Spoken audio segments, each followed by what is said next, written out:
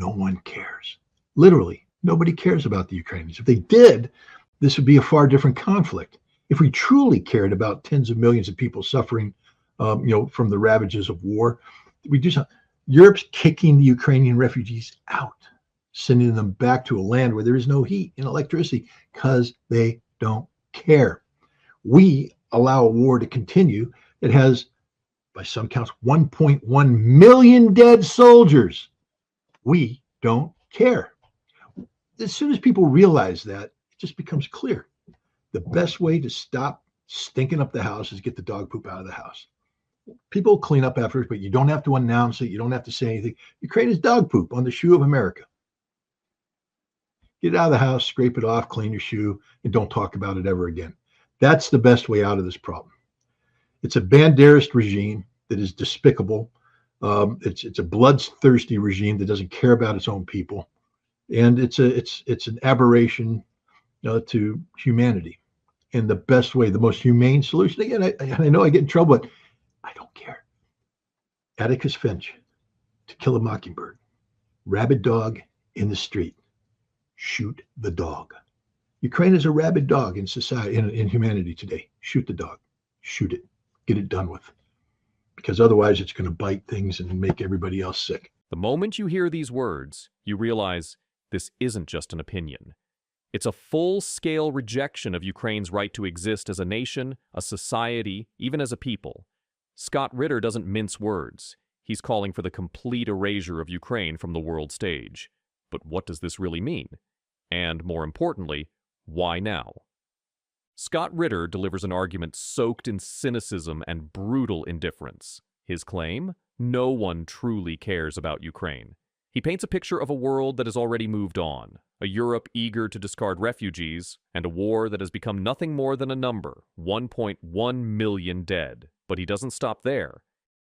He escalates his rhetoric, reducing Ukraine to nothing more than filth to be discarded, a disease to be eradicated. His words are not just provocative, they are incendiary, echoing the darkest chapters of history where entire nations were dehumanized before being destroyed.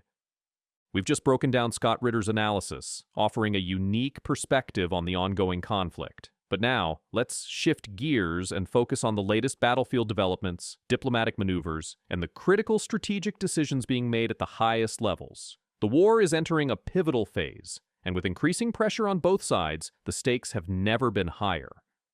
From Zelensky's controversial statements to Russia's relentless push in key frontline regions like Sudzha and Siversk, we have a lot to unpack. So, let's dive into the latest updates. In Kyiv, the much-anticipated peace summit is underway, with Zelensky positioning it as a turning point in the war. His administration has made several critical statements about Ukraine's future, outlining key objectives: ending the war within the year, securing ironclad security guarantees, and ensuring continued Western support. Foreign Minister Dmytro Kuleba emphasized the importance of U.S. involvement, asserting that, without American support, global stability would be at risk. However, skepticism remains. The Ukrainian leadership insists on no compromises regarding territorial integrity, signaling that negotiations will be tough. Andrea Yermak, head of Zelensky's office, stressed that peace must be on Ukraine's terms, with explicit security guarantees. Meanwhile, Commander-in-Chief Syrskyi painted a bleak picture of the battlefield situation, warning of equipment shortages and a difficult road ahead. Perhaps the most shocking revelation came from Zelensky himself.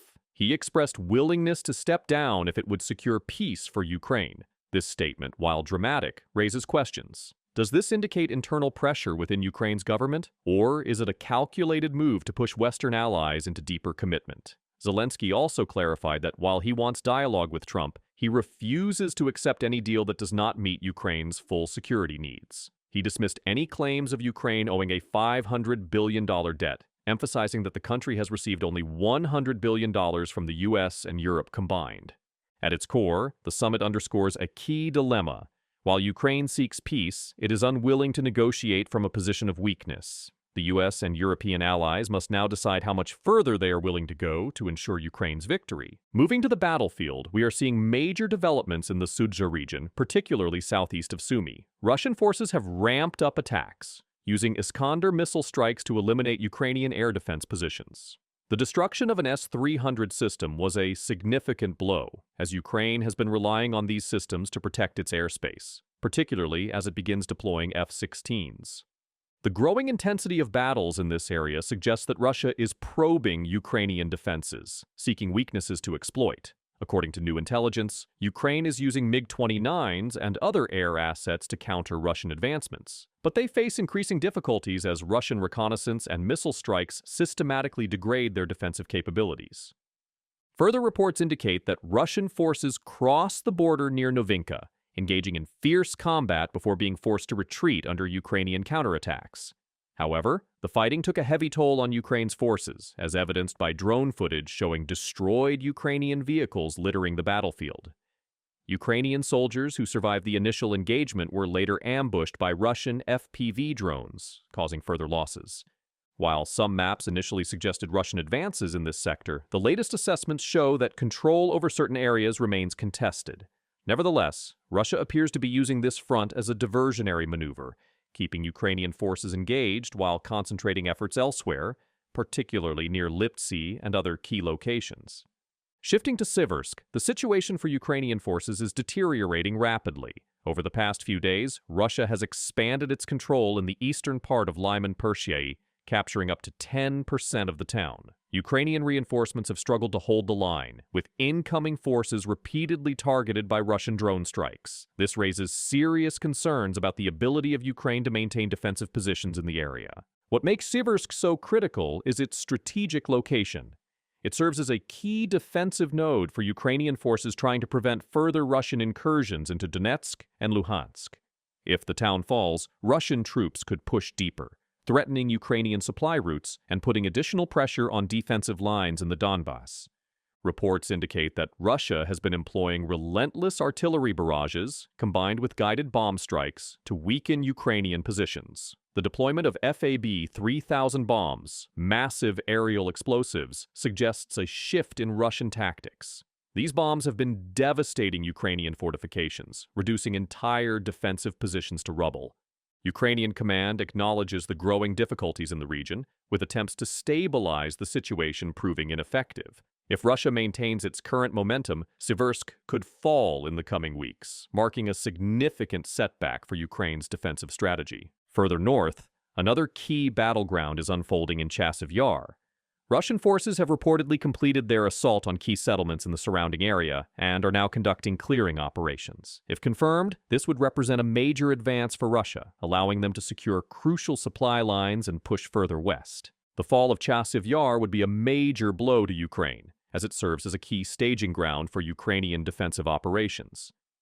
If Russia consolidates its gains here, it would place significant pressure on Ukrainian forces attempting to hold the Donetsk front.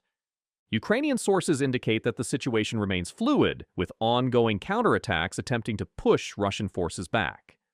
However, Russian dominance in drone warfare and artillery capabilities continues to pose a major challenge for Ukrainian defenders. Russia's recent offensives suggest a broader strategy: grind down Ukrainian forces through relentless attacks, destroy defensive positions with precision strikes, and force Ukraine into a war of attrition that it cannot sustain. The use of FAB-3000 bombs is a clear indication of this. Russia is not seeking quick breakthroughs, but rather aims to systematically obliterate Ukrainian fortifications, making it impossible for defenders to hold the line. At the same time, Russia is carefully managing its battlefield resources. Unlike the early days of the war, where large-scale offensives often resulted in high casualties, Moscow is now focusing on targeted strikes and drone warfare to weaken Ukrainian positions before committing ground forces. This shift in tactics is proving effective, particularly in contested areas like Sudzha and Siversk. Ukraine is facing one of the most critical moments of the war. Politically, Zelensky is navigating complex negotiations, attempting to secure international guarantees while maintaining a firm stance against Russia. On the battlefield, Ukrainian forces are struggling to hold key defensive positions as Russia intensifies its attacks. With the war now entering its next phase, one thing is clear: the coming weeks will be decisive. If Ukraine can stabilize the front and secure additional Western support, it may have a chance to hold the line. But if Russian advances continue at their current pace, Ukraine could be forced into a defensive retreat, significantly altering the trajectory of the conflict. As we can see, the situation on the battlefield is rapidly evolving, with both strategic and tactical shifts occurring almost daily. Zelensky's leadership is at a crossroads, with mounting pressure from both internal and external forces. His statements at the peace summit highlight the challenges Ukraine faces, not just militarily, but politically and diplomatically. Meanwhile, the fighting on the front lines continues to intensify, with Russia making incremental gains in several key sectors, particularly around Sudzha and Siversk. The use of advanced weaponry, shifting battle lines, and high-stakes geopolitical maneuvering all point to a critical phase in this war, one that could define the outcome for months or even years to come. What happens next will depend on Ukraine's ability to stabilize the front, secure continued Western support, and adapt to Russia's evolving strategy. Will Zelensky's efforts at negotiation yield tangible results, or is a prolonged war inevitable? How will Ukraine respond to the latest Russian advances, and can they hold the lines in key contested regions? Let me know what you think in the comments. How do you see this war unfolding in the coming months? Don't forget to like, share, and subscribe for more in-depth updates and analysis. Your support helps us bring you the latest information as it happens. Stay tuned, and I'll see you in the next update.